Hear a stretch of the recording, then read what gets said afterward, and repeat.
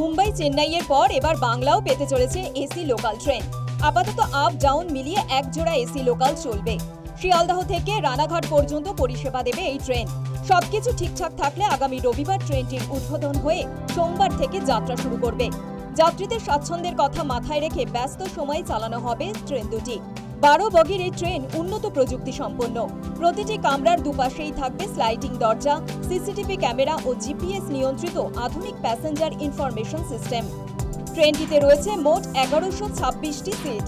শিয়ালদহ থেকে রানাঘাট পর্যন্ত ভাড়া থাকবে 120 টাকা। পূর্ব রেল জানিয়েছে ভবিষ্যতে চাহিদা অনুযায়ী এসি লোকাল ট্রেনের সংখ্যা বাড়ানো হবে।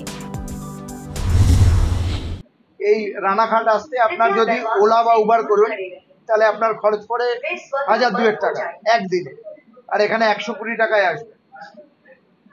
এটা সেফটি, সিকিউরিটি, কমফর্ট এবং কনভেনিয়েন্স সব দিক থেকে ক্লাস অ্যাপার্ট, পুরো আলাদা। চাহিদা বাড়লে ট্রেন আরো বাড়ানো হবে, অবশ্যই বাড়ানো হবে।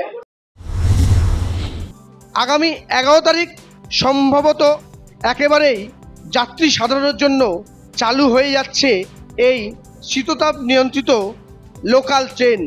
স্বভাবতই খুশি সাধারণ যাত্রীরা। রানাঘাট থেকে সুমন মজুমদারের রিপোর্ট, নিউজ টাইম।